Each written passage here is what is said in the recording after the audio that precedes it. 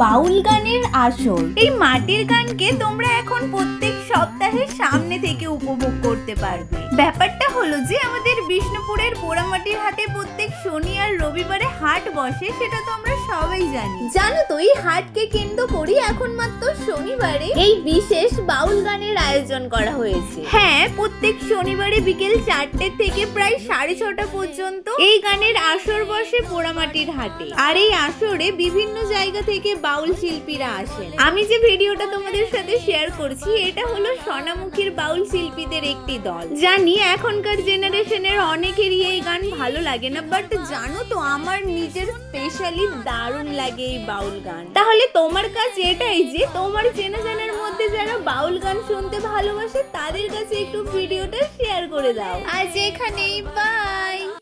জানি কেউ ভালো না বাসে।